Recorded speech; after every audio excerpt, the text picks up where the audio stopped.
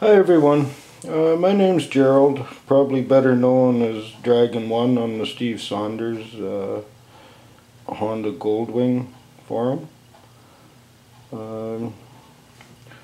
This is my project that I've worked on for a number of years now. It's called Dragon 1. I just call it the Dragon.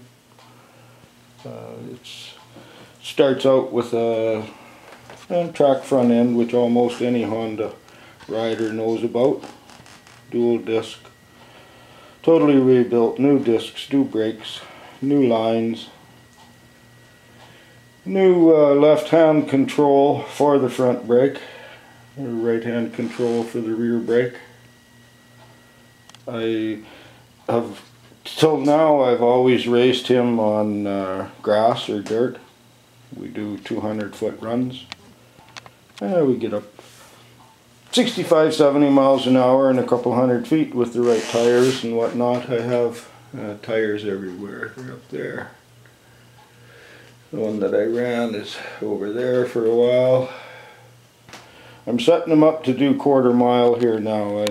I find it just too damn rough anymore to run them on the grass and the dirt. So anyway, what I'm up to today, I'll kind of go through it and explain it to you. There are numerous videos of the Dragon on YouTube and whatnot, but I'll kind of fill you in as I go, and some of you might care, some of you probably don't. And if you don't like it, shut it off.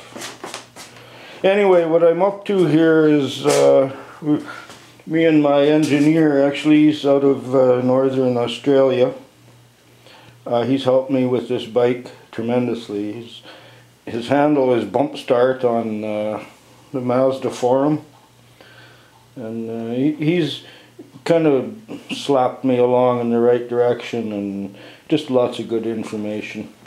We're running 13B rotary engine out of an 86 Mazda RX-7.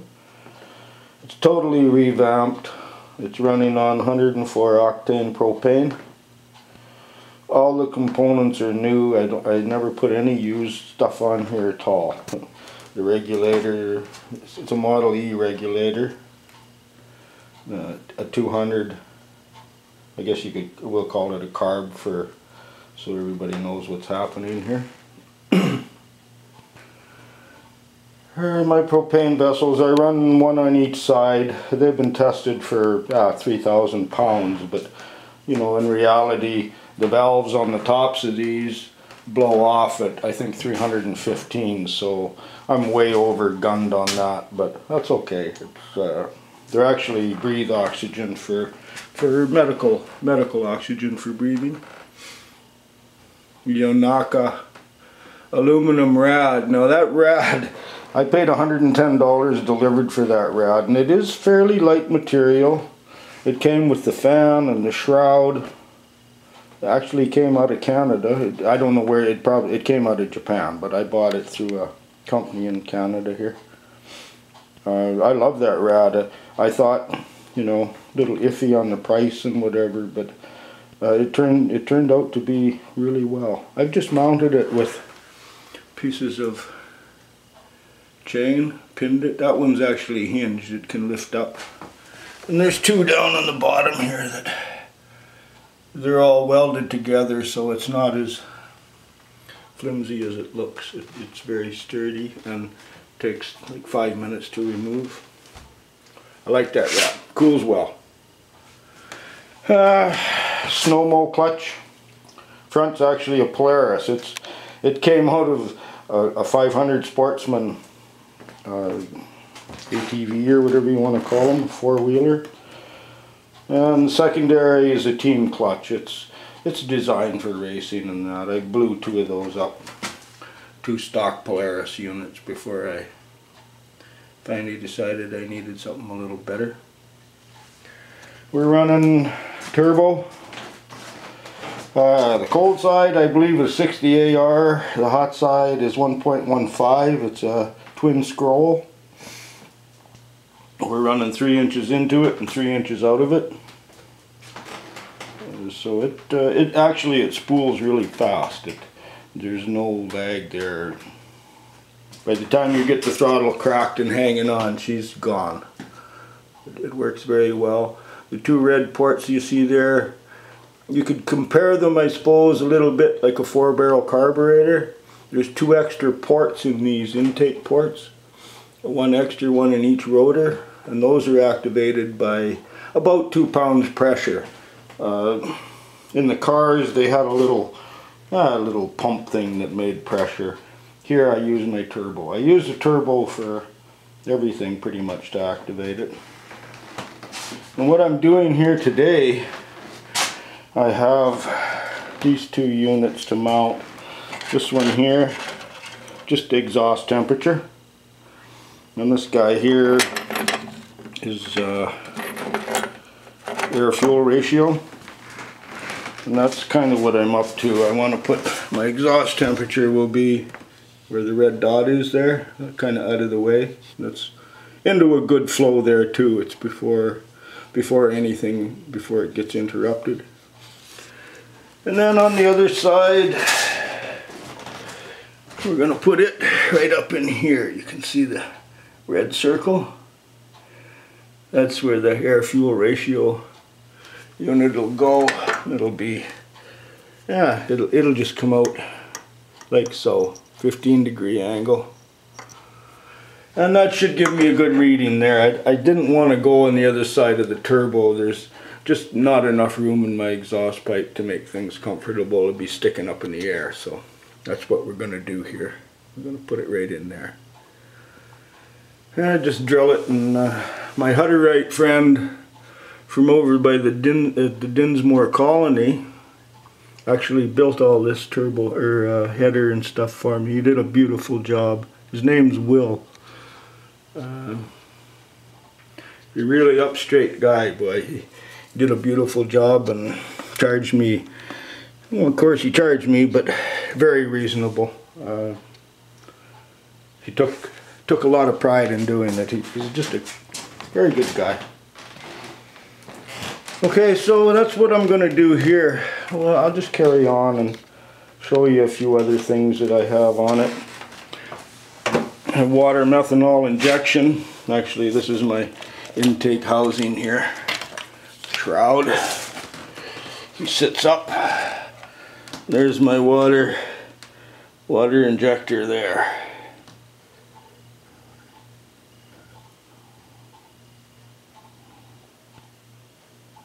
And it works with water pressure and air pressure. It'll actually atomize water as low as 3-4 pounds of pressure in there. It pushes the water through one orifice, and then there's 2 more in the sides of the nozzle that use air, and it atomizes it further. Seems to be a nice setup actually. I haven't done any tuning with it. That's what's with the AFR and the exhaust temperatures and that. I also have a vacuum boost unit to install. Then I can tune it and I'll know what's happening with it better. There you go with the inside there. Very clean. Exhaust is very, very clean. There's no dirty dudes in there at all. It's no black there. A year or so that thing will be white.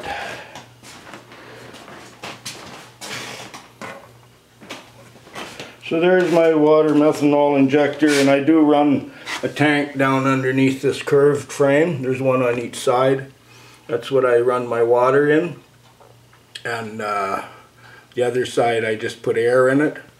I use the turbo to pressurize that tank too, but I always get it up to pressure first, just with an air hose, and then it doesn't have to build itself up before it kicks in and uses it. I had so damn many electronics, as much as I hated to do it. They're stashed in here. Saddlebag, hard bag. You wouldn't think that there would be enough electronics to fill a hard bag, but I tell you, I've got, it's over half full now, and I still got a few pieces to transfer into here from the front. There just isn't enough room in the front anymore, so that's what we're going to do with that. CP30, a peel switch. Actually what that does, it shuts my propane source off. As soon as it feels a flutter or anything in the ignition, it shuts the fuel down, so there's no fear of fires or explosions or anything. Actually, propane fuel, I was pretty leery with it to start with, you know, kind of cautious, but and I still am, but I'll tell you, it's a much safer fuel than a lot of people give it credit for. I would sooner run propane than gasoline any day. Less chance of explosion and whatever. We're on a heavy, that's a drag bike chain, heavy sides on it. And actually, it's new. It's never seen action yet. There's my other tank on this side. Ignition, I use a distributor just for the signal, and then it's a single fire, direct fire. It just triggers the coils, and the coils fire right into the spark plugs. There's no rotors or anything. I don't mind that system. If I go to any more horsepower, you know, if we build it up anymore, I'll have to get something that'll handle it. We're borderline now on what we should be doing with it, I think.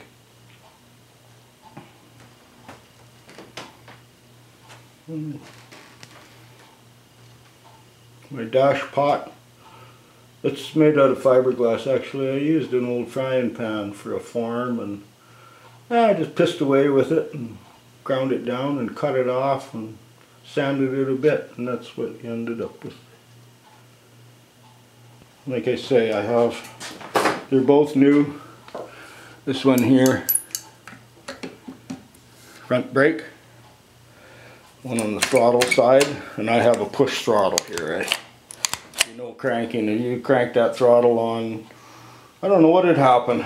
At least this way you can let go. If you're hanging on too hard with a crank throttle, you might not be able to let go. Just a small tack I run. There's no damn room to look at any or time to look at any of this stuff when it's rolling anyway, but it'll pound right up to the 7,000 or 8,000 mark. I honestly don't watch it, and whatever it goes to, it goes to. I don't have a red line on it. If it can't hack it, I guess it needs to be done better. But I certainly had no grief. I just pour it on, and no problems at all. It handles it very well. Of course, I have a tether switch too, just in case you fall off or whatever. Any kind of problems, it'll kill the ignition. Actually, I shouldn't say that. It doesn't kill the ignition. Again, it kills the fuel. It shuts the fuel off. Just a flutter in the ignition here could make this thing explode. Like you blow the front right out of them rotors if the guy didn't have his ignition set up properly. So that's about it.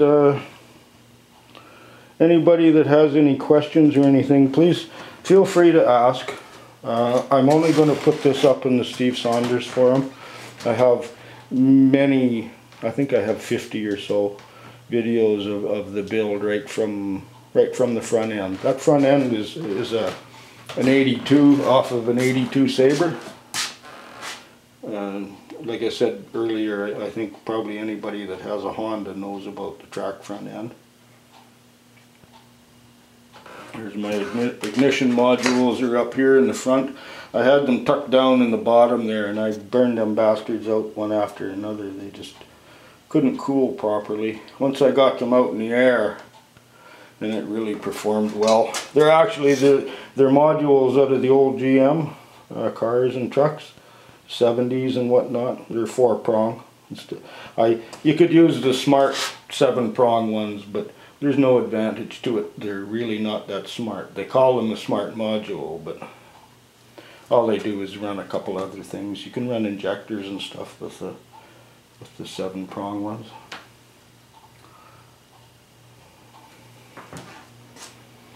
So there it is. When tuned, I haven't had it tuned yet. I want to go down by Chrono, Saskatchewan. There's a fellow down there that has a dyno. I kind of like him, so I'm going to travel down there rather than close to Saskatoon here. We'll put it on there and see what it'll do. I am expecting 300 horse, or maybe a little better. 325 max, I suppose. With a little bit more work, a little bigger turbo, it'd be capable 360, 375 horse maybe. And then of course this engine, you know, it's only 2/3 the length of a beer keg and about the same size around. That little guy is actually, if you want to spend the money on it, is capable of 1,000 horse. 8 to 1,000, depends how big your pockets are. Mine are pretty small, so I'm going to stick with 300. But that's the basics of it. Like I said, anybody's interested or want to know any more about it, there's an oil cooler there. It's out of a 6.5 diesel, a GM. So is this bonnet here, actually. That intake bonnet is out of a 6.5 diesel also. A 96, I think it was. And of course there's my wastegate. Comes off, there's my wastegate here. Exhaust pipe. Of course it goes into the wastegate and whatnot.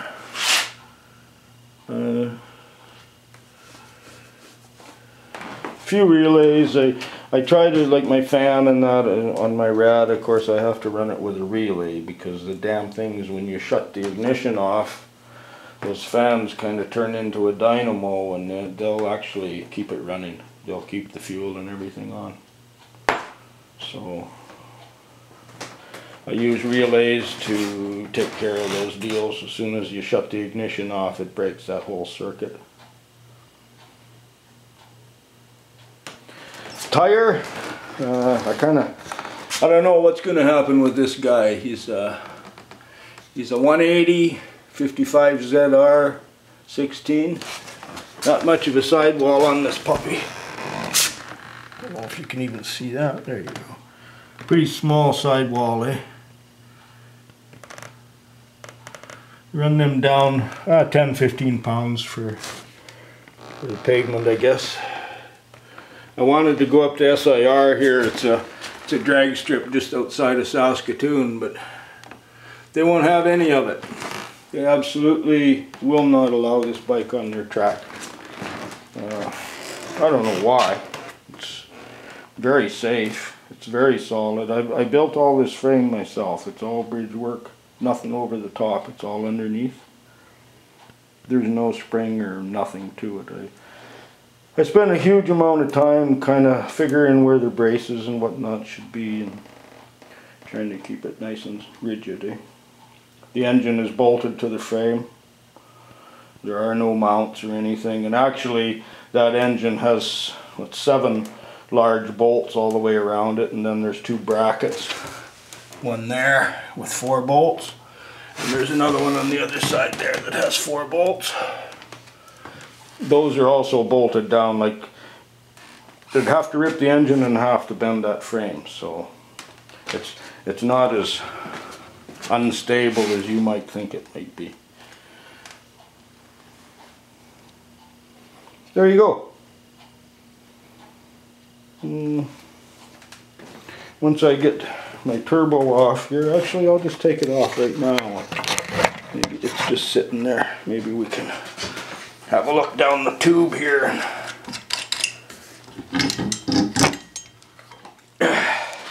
Like I said, this is a 60 AR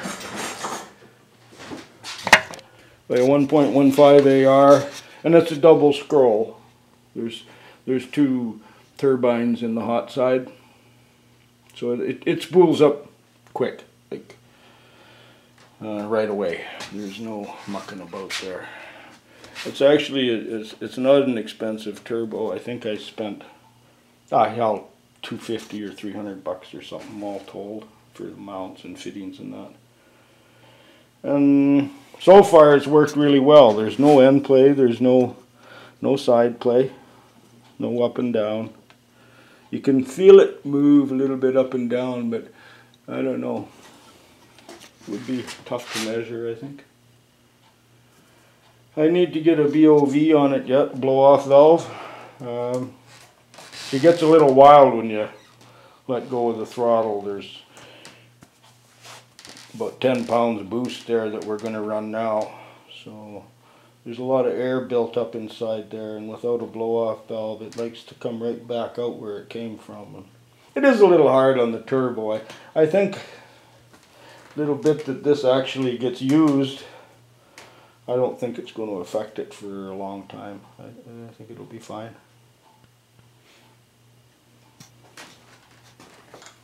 Of course, we circulate water through the regulator, the propane regulator. It breaks it down from a liquid into a vapor so the engine can burn it. And we've also got a couple extra little switches on it, just to give us a little extra when we get her cracked open wide and performing. I can feed it a little extra fuel then, and, you know, get a little more out of it. Always trying to squeeze more, eh?